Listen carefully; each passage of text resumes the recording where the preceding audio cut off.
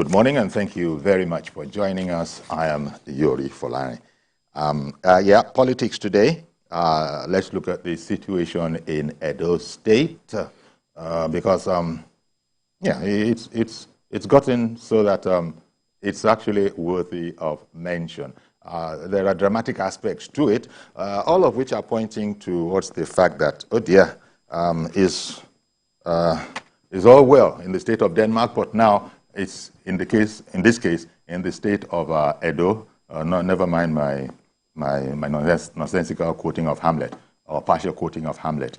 Okay, guys who actually have a great insight into what's going on in Edo are our guests this morning, and that will help us understand. As you know, one of the more dramatic things that we heard and that is reported in the papers is that the deputy governor stormed away from a meeting that was put together to celebrate the Diamond Jubilee of the ultimate creation of Edo State and Delta States. So he stormed out of that venue, alleging that the governor, it must have been his interpretation, was bent on rubbishing him. He wouldn't let his people come in. We also hear that the governor has fired the assistants, all the assistants of the deputy governor, Mr. Philip Shaibu. So what exactly is going on? Where are we? Because the governor, of course, has denied that he has any such intention as is being alleged. Well, in the studio here, Honorable Kehinde Odeneye, former member of the House of Representatives, is the first of our guests. Honorable, you're very welcome. Good morning. Good morning, viewers. Thank you very much. And we also have another Honorable Kazim Afegwa, former commissioner in Edo State for information and media consultant, member of APC, and, until it was dissolved, the Presidential Campaign Council. Good morning to you, Kazim Afegwa. Thank you very much. I appreciate the audience this morning. Indeed. Good morning. Let me start from your side because even though both gentlemen are knowledgeable, I want to take it from Kazim's point of view. The deputy governor, which seems to be the key to the rambunctiousness, if that is the word, going on in Edo State, he says that people have it in for him and that he's not going to, he's not going to go down without a fight. Not that he ever said that, but his actions are implying that. I wonder how you see it, because you probably have a bird's eye view of this whole situation, I hope. So what exactly is going on, seeing as the governor, and by the way, it needs to be said that Mr. Shaibu has taken both the State Assembly and other parties, I think even the executive, he's taken them all to court to preempt what he thinks of as a scheme to, boot him out of ratings in Edo State. So, Kazim, could you give us an overview of the way you see it? What exactly is going on in Edo State for these serious charges within the same executive family to be flying all over the place? Well, thank you very much, Yori, and good to have me here. I'm happy that you are giving me a platform to speak on this lingering imbroglio in Edo State. First of all, I will say without any out of contradiction that the law of karma is playing out in Edo State.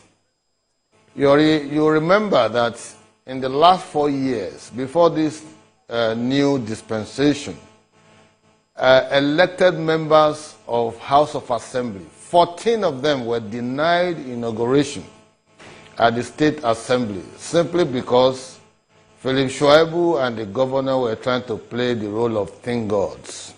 And those persons, 14 of them, who were validly elected, did not have the opportunity to serve their constituents for 4 good years. Just like having a governor elected or a House of Rep member or senator and refuse swearing them in. That is how callous and wicked the executive arm of government in Edo has become. Now, I think they have come to their apogee. because elections are due next year, aspirants are coming out, and the deputy governor suddenly remembers that he will be contesting election. And so, expectedly, he will want the buy-in of his governor. The governor is not giving a voice. He's not lending him his ears. And so, there are frictions here and there. The composition of the present House of Assembly did not go without its own internal frictions, but at the end of the day, they got a speaker who is answerable to the governor. The deputy governor has 3 members in the House of Assembly who are supporting and pro his own political persuasion. And so they just felt he wants to be his own man this time around, and he wants to curry favor from the undiscerning minds. That won't happen. Because if you trace their antecedent in the last 6.5 years, so to speak, they have brought Edo, to the news every now and then for the wrong reasons. At some point, he rode on Okada, went to the University of Iyamo, Edo University at Iyamo, the village of Oshomole at some point, almost prevented Oshomole from attending a convocation ceremony. That one became another issue. He went on TV, said Oshomole was suffering from psychiatric affliction. And so many other things they said. They said, Oshomole wants them to be sharing the state money. They said, both the governor, both the deputy. So if they are now fighting themselves, it is good music to my ears. And I so much love it, I want them to fight themselves more so that a new lease of life will sprout from this whole contestation in 2024. Okay. Now, just before I go, since this is the first, tranche of our conversation, as you said, the governorship elections coming up next year in Edo State.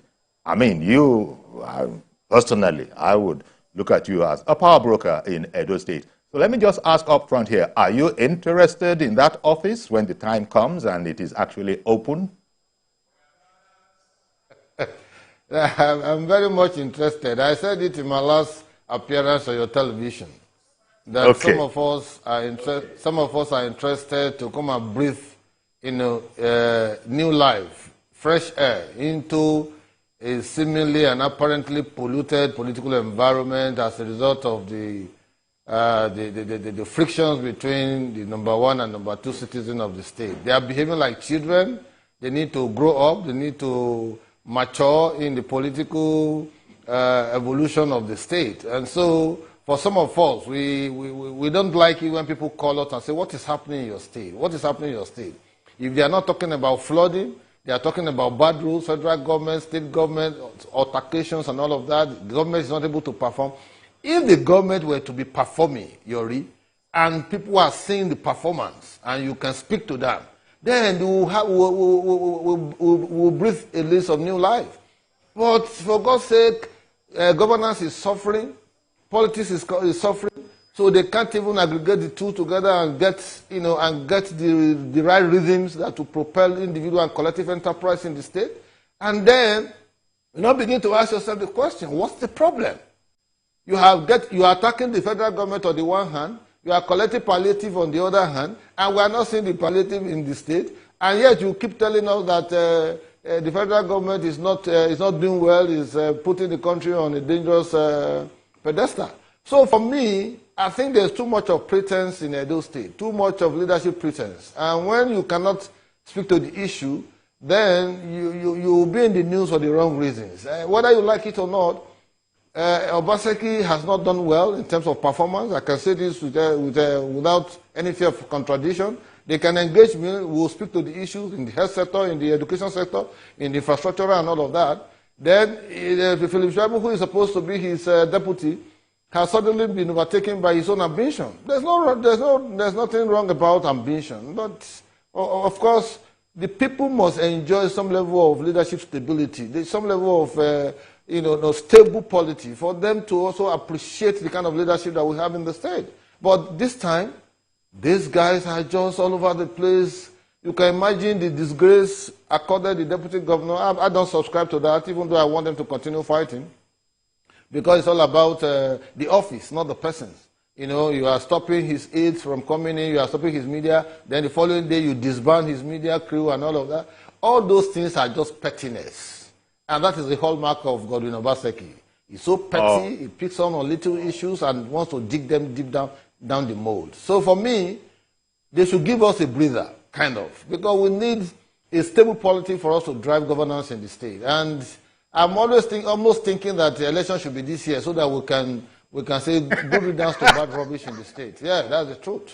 Okay, hold your horses. Thank you very much, Kazim. At least full disclosure, we got that out of the way. Of course, please, you will understand. I wasn't ignoring you in any way, shape, or form, but I wanted to get it clear from the Honorable Kehinde Odene. Okay, give me your take on what's going on there.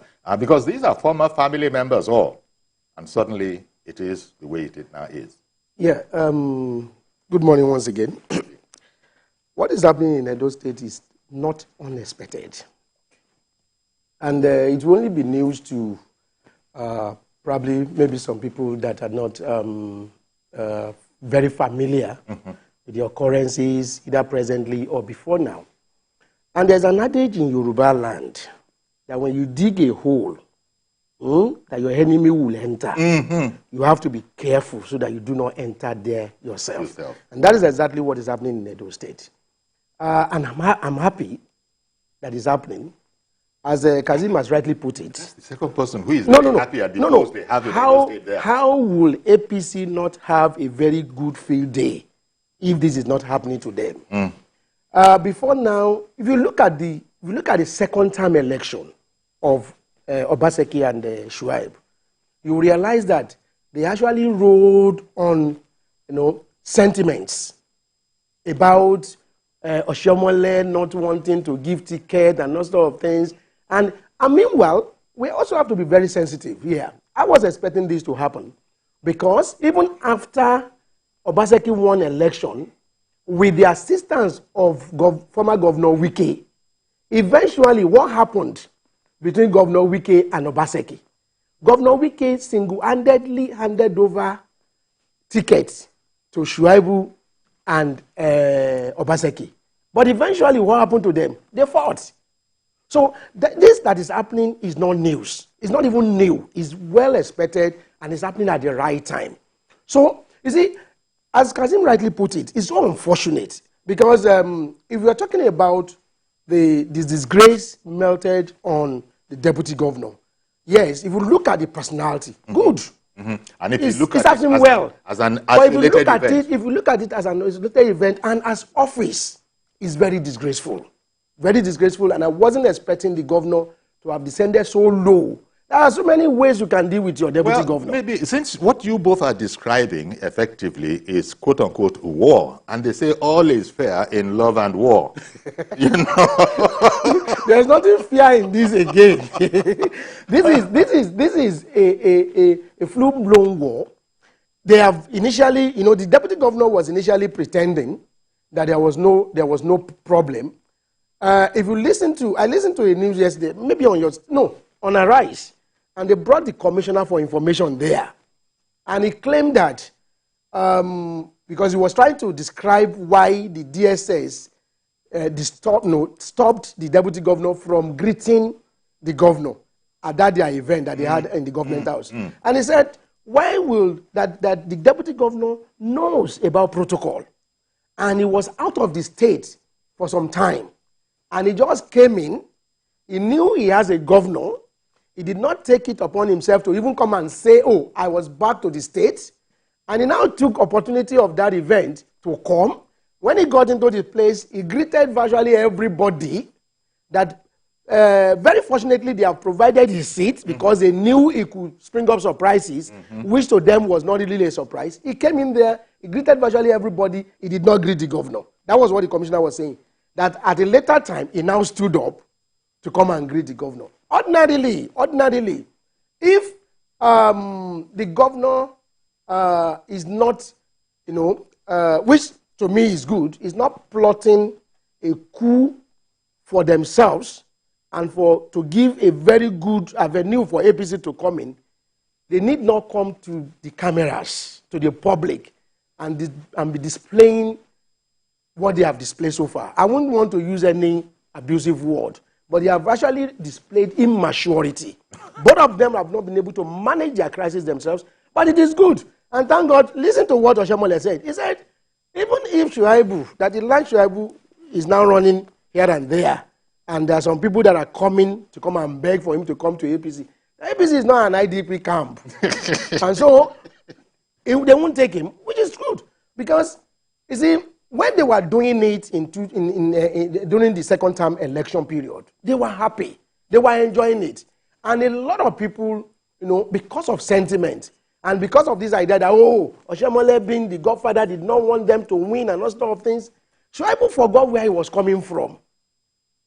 In 2015, Oshomole single-handedly handed over the ticket of APC House of Representatives to Shaibu.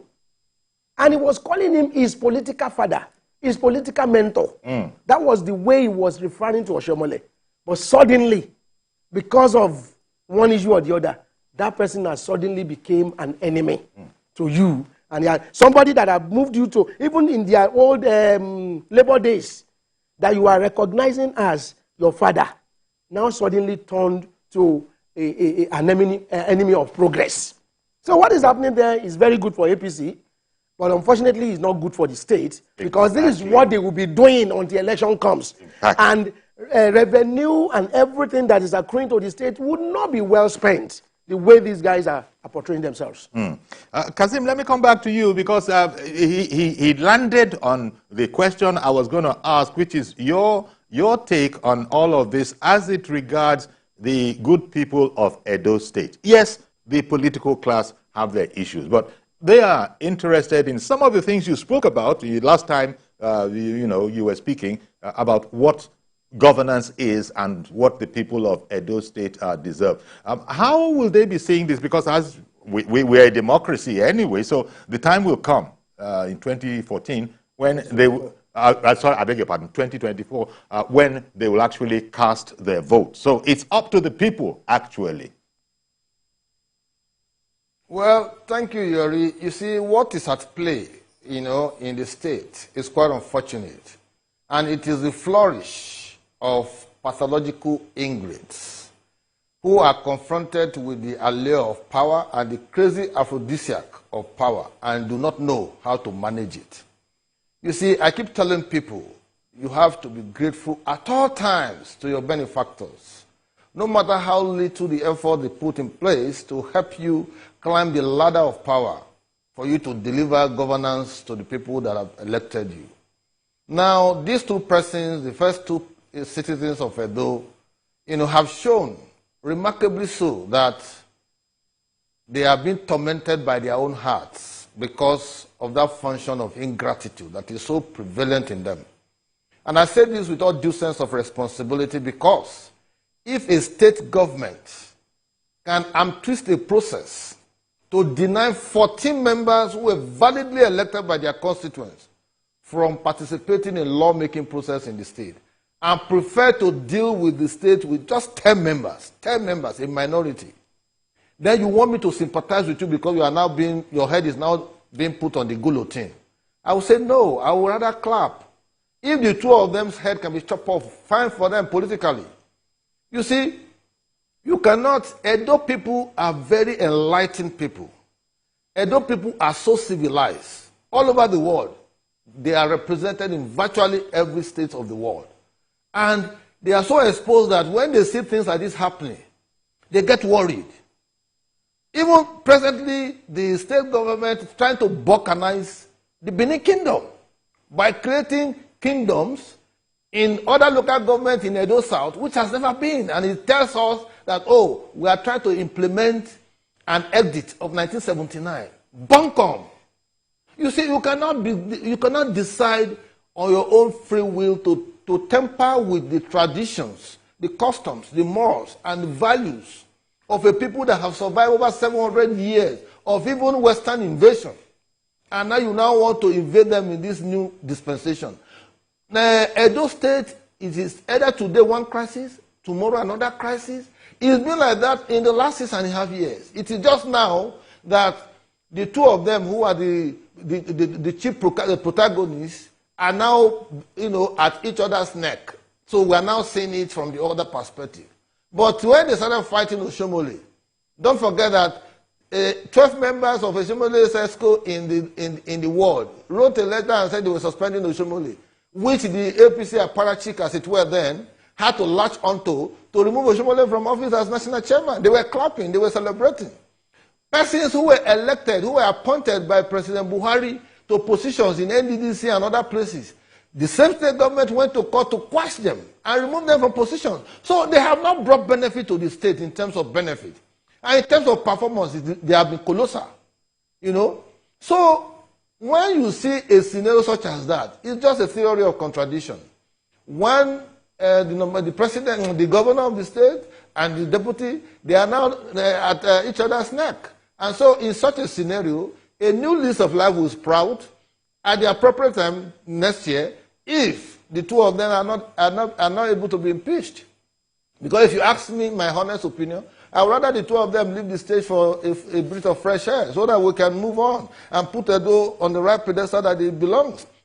Anybody you meet today, everybody you confront, they say, what is happening in Edo State? What is every day? Even this morning before I got to your studio here, I've gotten telephone calls. They were asking me, Afebua, why do people just allow things to fester in this manner? I said, we have tried before to intervene, but they never listen to us because English have their own character indices. And so there's nothing much you can do to alter a man who is displaying habit. Habit, you garner habit one day, but it takes you several years to overcome it.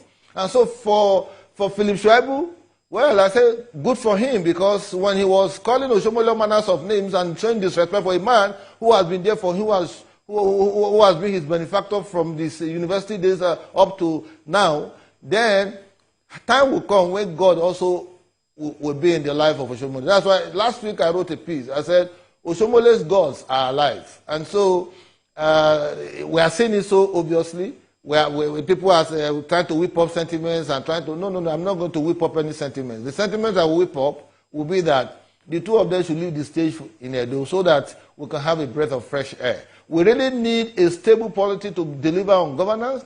Our schools are not sharing news in terms of what obtains in them. I told you the last time, my community of Okbula, four secondary schools right in that community, none has 5 teachers, none. And I say this with all due sense of responsibility. None of them. The one that is so dominant is having 4 teachers. The others are having 3 teachers. Secondary school from GSS 1 to SS 3. You can imagine what kind of, and then the state government will come around and tell you that, oh, we are Edo best. Collecting grants from World Bank, collecting grants from World Health Organization, building nothing. We are not seeing the hospitals.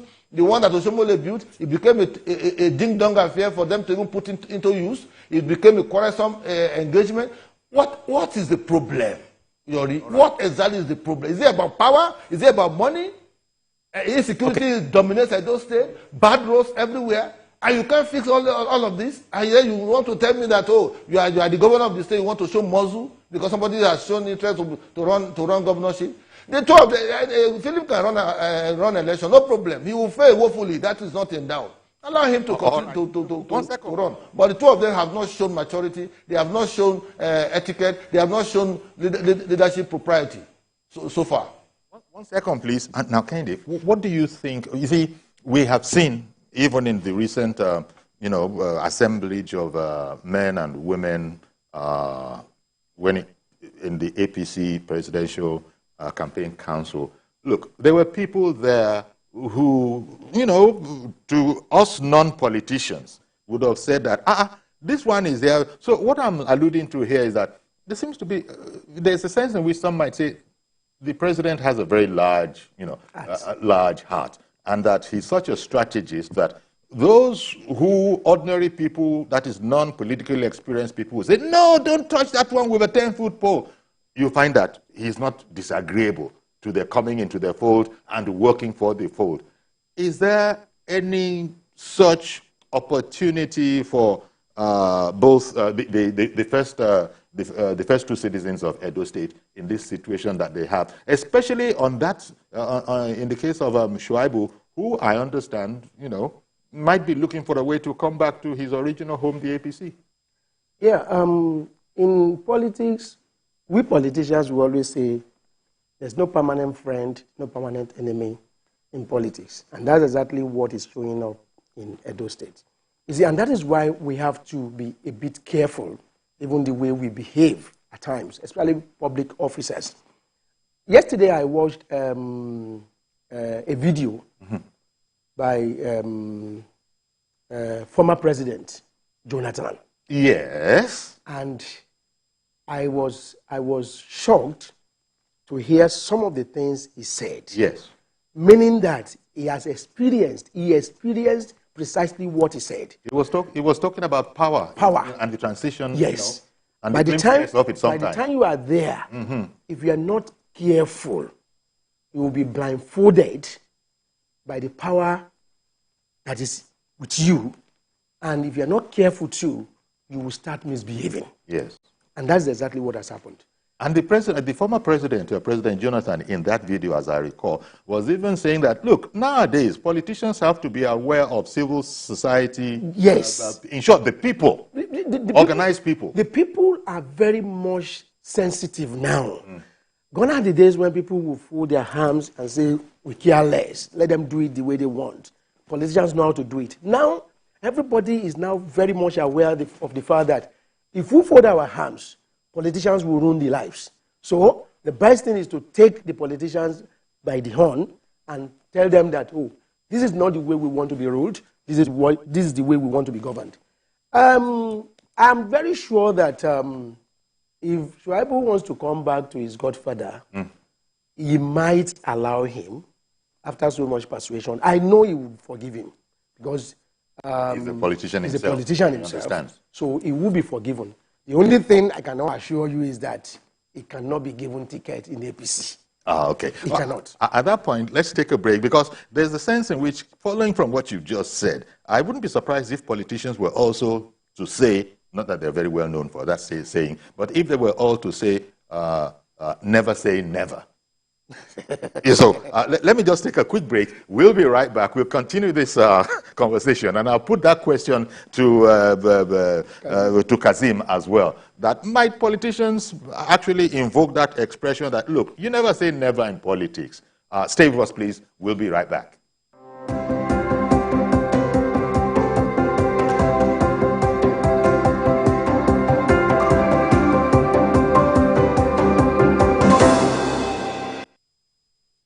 On my dark marks, I've tried everything. Nivea Lumina 630 works from day one with visible results in just 2 weeks and 71% dark marks reduction in 12. Join the 1 million women already using Lumina 630 from Nivea. Politics is defined as getting what, where, when, and how. But in the mix, many things come to play to shape the political fortune of any country. Honorable Minister, that's how you misinform the public. From the political actors to the electorate, campaign to voting, from debates to policy decisions, big events happen to engage us in constant conversation. That's what we're looking for. Not some people who are talking about ethnicity. No. Who is on your mind? Don't worry. Join me every day on Politics Tonight, where we dissect issues that shape our political destiny. Politics Tonight, weekdays on TVC News.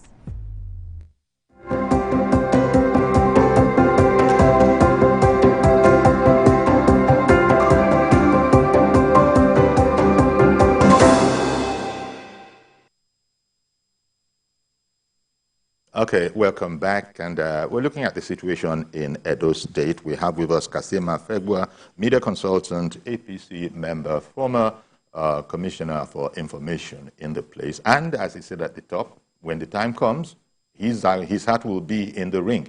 And in studio here, of course, I just finished speaking with Honorable Kehinde Odeneye. So, Kazim, the point I left on was that, look, yeah, in fact, it was Kennedy who brought it up that, look, politicians, no permanent interests, no permanent foes, always, I beg your pardon, no permanent friends, no permanent enemies, only permanent interest.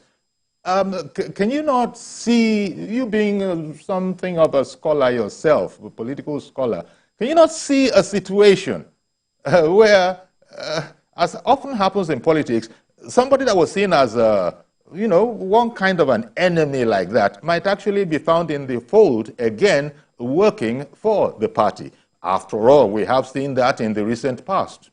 People who have said anyhow about the party have also been seen to be working for the party, and the party was successful.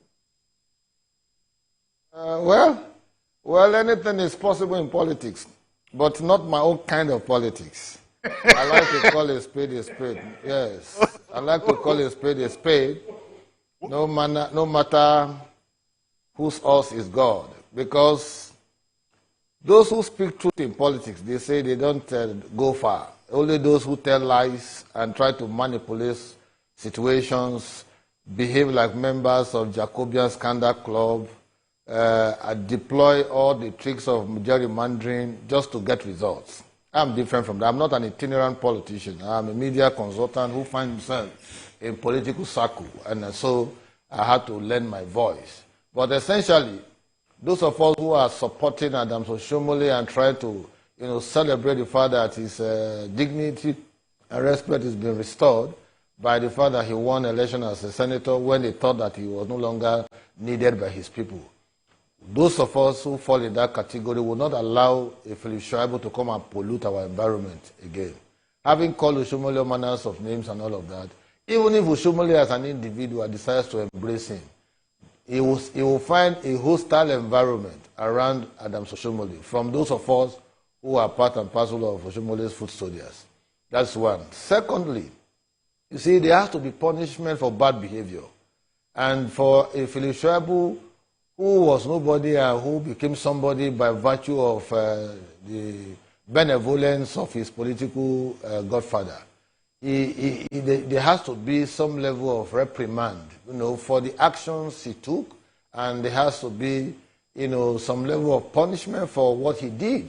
And so if in the final analysis, Oshomole decides to have him as one of his foot soldiers, good for him. But I can assure you that 95% of those of us in Oshomole's camp don't want to hear anything about Philip Shaibu or even Obaseki. That was why even the attendance of Adams Oshomole of the 60th Midwestern Region Colloquium held in Benin was received by mixed feelings from a lot of us. We had to tell Oshomole he had no business going to attend an event called by the state governor, to the point that he's even having a handshake and they are talking tete-a-tete to the and all of that.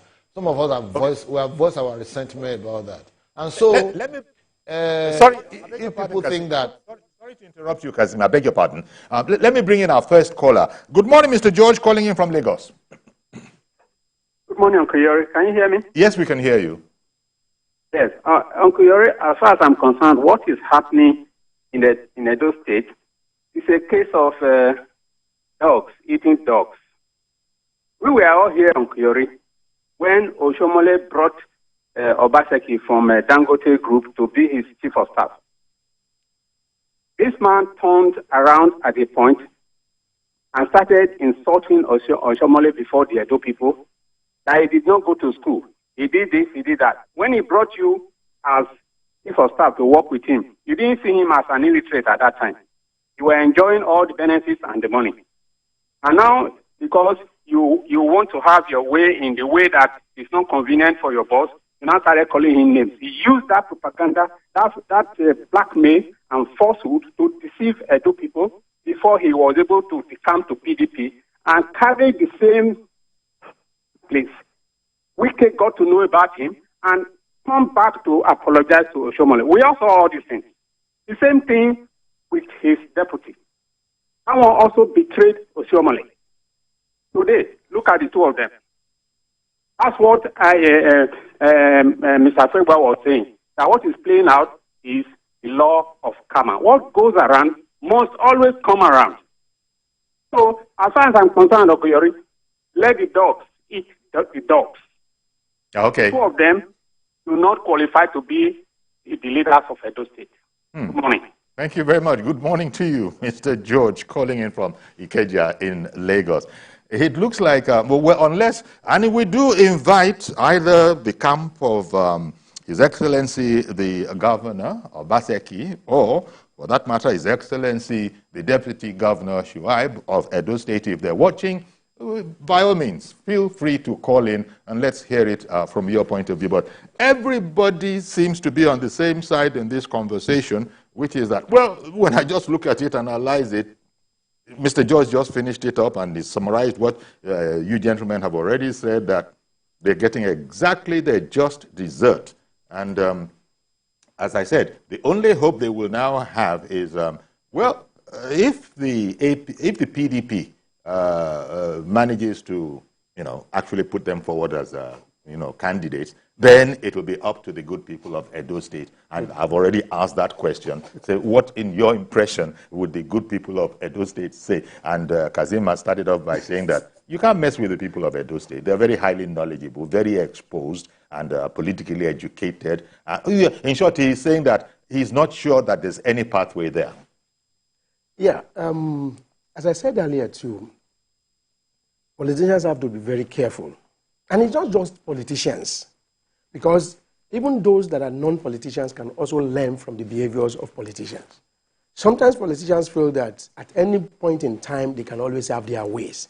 But things have started changing. And people have now started looking at characters.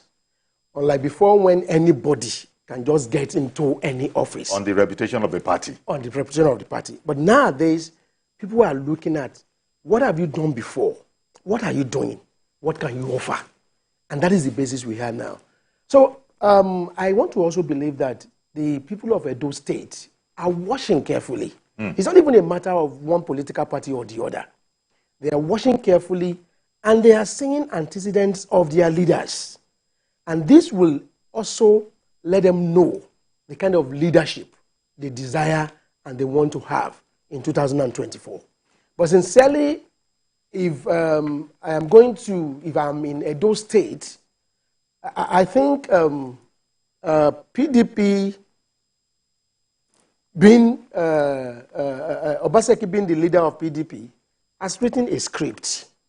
And Shaibu, also being the deputy governor, has also written his own script of what kind of leaders they are. Because if you put Shaibu again as the governor, definitely what he is claiming that Obaseki is doing to him now, he will also do to another person. And this whole scenario is, I think, is a caution to all of us that are politicians, both governors, deputy governors, commissioners, everybody. Because our characters matter. And people out there are looking up onto us as leaders. And we must show those traits of good leadership. In Edo State, they have not shown that good trait of leadership. And one thing you find out now is that it is the Edo people that are suffering. Because we are two elephants fight, the grass suffers. So now, the Edo people are the grass, while these two leaders are fighting. And I think it behoves on Edo people to demand for good leadership. And that is very good. That's why I said I am very happy with what is happening. And you can also hear Kazim say, regardless of the fact that Kazim wants to aspire, nobody will come from Edo State and be happy with what is happening here now. You have a governor that is ascribing his failure to one particular sector, saying federal government has not done this, this is federal government road. What happens to governors of states that have been constructing federal roads and been given back their money? We have people like that. Okay. Go to Borno State. Go to Borno State. Look at what the governor is doing. Yeah. Everybody in Nigeria is giving that governor a thumb up. Regardless of the damages that Boko Haram has done, go to their schools. You will see fantastic structures. That with what Kazim has just been saying. That is it. And also think Kazim reminded us that there's no way you're going to forget 14 legitimately elected legislators that were prevented from giving dividend of democracy back to the people that elected. Oh, well. Olabalogun has called in from the UK. Good morning. Good morning, Uncle Yori. Good morning, sir. Thank you for calling in. Good morning, Uncle Yori. Okay. Please go ahead. Hello? Hello, I can hear you. Please go ahead. Good morning, Uncle Yori. Good morning. Okay. Thank you very much, Uncle Yori. What I see to this Obaseki and Shaibu, sir, is a straightforward thing. Number one, I would like us to go back and remember when they started all over, Shaibu and Obaseki, they went to the Oba, if you can remember. And the Oba said, Shaibu, I will hold you responsible if anything happens. Because Obaseki knows at that time he cannot do it alone. He's very, very smart. He carries Shaibu along. Shaibu is a politician to the core, which we know. Obaseki is not. Now, what has happened within them, I will just appeal to the other camp of Oshomole. They should behave like Tinubu. We know a lot of people have offended Tinubu, but he has a spirit of forgiveness even before the offense. So I'm appealing to them. If they come to APC, they should say, okay, fine. You have been beaten, and then you are welcome. So many of them have done in APC to Tinubu. We know what happened to them. We know they all come back. So if these guys want to come back, to me, as a person, I'm not a politician, but I'm looking at the other politicians, the way they welcome them back. They have seen it now. Shaibu is the loser in all this.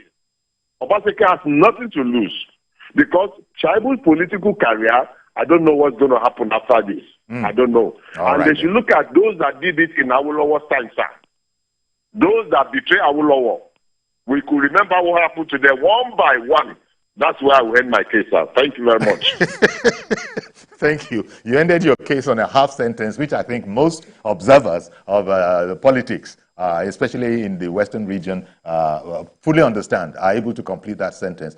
Kazim, even at the risk of repetition, Mr. Olabalogun calling in from the UK was then leaning on that a particular aspect of, well, Ashwaju, the national leader of APC, he's known for his attitude to these things, and he was actually making an appeal. When I said at the risk of being repetitive, you've already said it.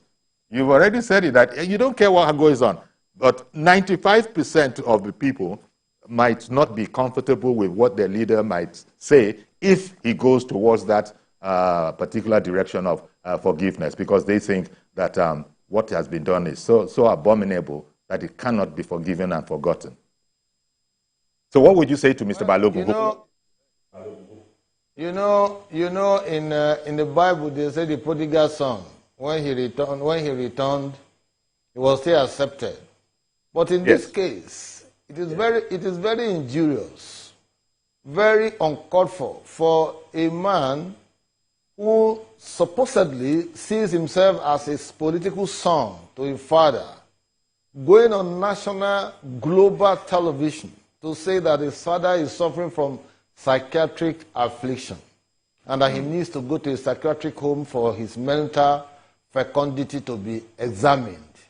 That is criminal. You see, you can play politics and try to show up certain indecent behavior, but not to the extent of, assuming the role of a personal physician to a man who is supposed to be your father, who has been your benefactor from your university days and all of that. So, I don't know, Olabalogun may have the heart of forgiving, but he may not have the heart to forget. We may forgive Philip Shaibu, but we will not forget. And because we are not forgetting, it will be switching into our behavior towards him if we see him around us, if we see him around Oshomole. We are not going to live the life of Oshomole for him. But as politicians and those who go to their various wards and communities to go and campaign for election and stand to defend those elections, Oshomole alone cannot do it. So he needs people around him and people who can be trusted with certain responsibilities without the fear of being betrayed. You see, betrayal is so common in politics, and that is why we look down with scorn on politicians and say, are they not the same? Are they not the same? Just like what you had in pre-independence America when they just gained independence and And people were trying to scramble for power. They formed all manners of Jacobian scandal club where they scandalize you if they see that you are too close to the powers that be, and all of that. All this manner of gerrymandering. So, one moment, please. I beg your pardon. One moment, please. Kehinde has called in from Abuja. Good morning to you, Kehinde. Yes, good morning, sir. Yeah. In fact, I will first want to greet my two our two guests. Men. Yes, two guests. Mr. Kehinde. In fact, the two are my mentors. Mr. Tisi. Okay, yeah. Your greeting has been noted, has been heard. The two are my mentors. The two are people I know very, very well. Okay. In fact, the Mr. Kehinde that I can see here, is a governor that we never had in the state, but I'm sure he's still coming back by God's grace. Mr. Casey, I greet you too. Hello, who were you addressing? Were you addressing Mr. Febua? Yes.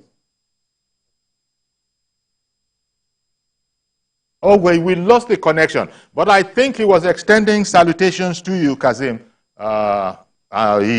He said, like many people would, in your beloved Edo State, he knows you very well. It might not be in a personal capacity, it might be in a governance or public political capacity, but unfortunately we lost that connection. But that gentleman called in, that was from Abuja. He was going to say something, could not say, but we got the lie of the ground, at least from the pair of you with us this morning. For some reason, supporters, representatives, or even they themselves of the governor and the deputy governor have not called in. We would have liked to hear from them because we just wanted to look at the conflict and the 2024 governorship election, and it so happens that the direction that you gentlemen have expressed as being your convictions, it's not exactly favorable to them. But still, you know how it is in news. You want to hear from that other side, if at all possible. Whereas, because the viewer and whoever is consuming the information, whether it is read or in television or in radio, they probably know what they see and know what conclusion they have made. But sometimes these things can change as a result of this. Now, if it were the way it is, what you two gentlemen have said this morning, it's really just locking down the position of anybody who does not see anything favorable in that sector. So that's why I was desperately looking for someone. There must be someone who's going to speak for them. And for some reason, those people are they're maintaining their peace. They're not calling in to say, no, you don't get it. Let me explain further. Let me tell you what has not been said. That, unfortunately, has not happened. Are you surprised at that? I'm not surprised. I probably would be thinking that maybe they're taking their time. Yes.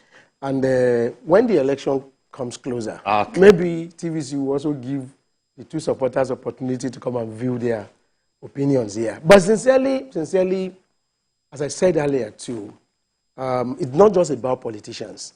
It is about what Yoruba call omoluabi. Omoluabi, character. Yes, character. Very, very important. Let me just take our last call because Elder David has called in. Okay. Good morning to you, Elder David. Good morning, Sir Yorin. God bless you, sir. Thank you, sir. Thank you for calling in. Let me thank the two gentlemen there, Afegwa and Kehinde. Yes. I appreciate their contribution. With my friend politics, is 3 ways. Politics is conflict resolution. And there's no permanent enemy there. But the betrayal there have nothing to do with politics. Betrayal in politics, it has been carried too far. Yes, it is very unfortunate that Edo, a regional headquarters in 1963, that is expressing what is happening today. Oshimole is a highly respected man. And may God bless him. He was tried the Labour Congress president. He was tried the governor of Edo State. We know what he did.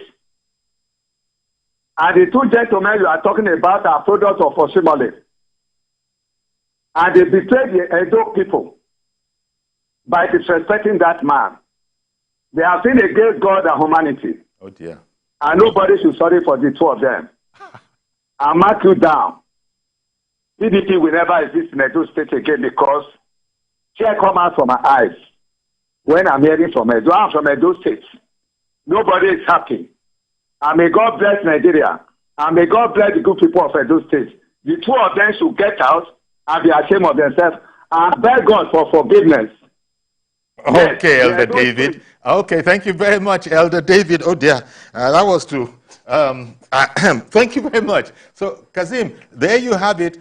Just a last word, please. Bullet points, maybe about 30 seconds. Thank you for the discussion. It is an ongoing discussion. Every day, unveils a new perspective to the political crisis in Edo State. But I think it's a clarion call on the good people of APC in the state to put its heart together. We're going to come together and articulate issues that will help us defeat the PDP in Edo in 2024. If they sustain this fight, the election may come maybe faster than expected. Because, like I told you, I would love the two of them to be impeached so that Edo can have a breath of fresh air. And again, you see, when you see the traits, the trajectory of what has been happening. Your guest there, Kennedy mentioned Wiki. Obaseki fell out with him. Dan Obi, who was the chairman of the party in the state for some time, and before he became vice chairman of the zone, he was suspended until he restored himself through the court. Obaseki is not in talking terms with him, and so many other persons. His former commissioner Iwanta is also out, and they are all quarreling. His former chief of staff, Taiwo Akerele, they are all out and quarreling. Why must it be quarrel around number one citizen of the state? Why must it be? Thank you very much, so Kazim. it's quite unfortunate, but I pray that something good will come. Maybe when you elect me as governor of Edo State, you will see governance in action. Thank you very much. You added that liner there. Thank you very much, Kazim Afebua, media consultant, member of APC, former commissioner in Edo State. Maybe Kazim didn't obey my 30-second request. I will obey. 30 seconds. What I would just say is that we keep our hands, we keep washing. And keep our fingers crossed. Keep our fingers crossed.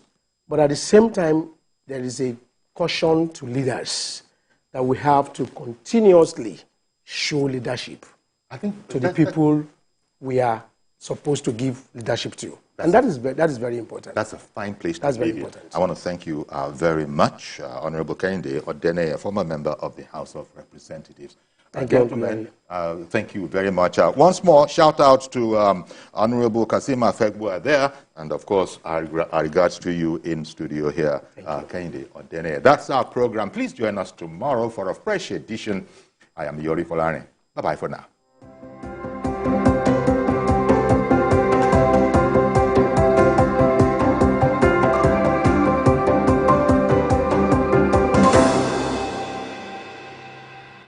Our boss was like, a decent fashion designer only gets home at midnight. Midway.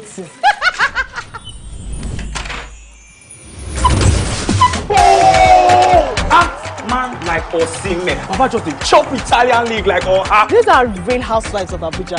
Those women are fire. What does OJ say again? My relation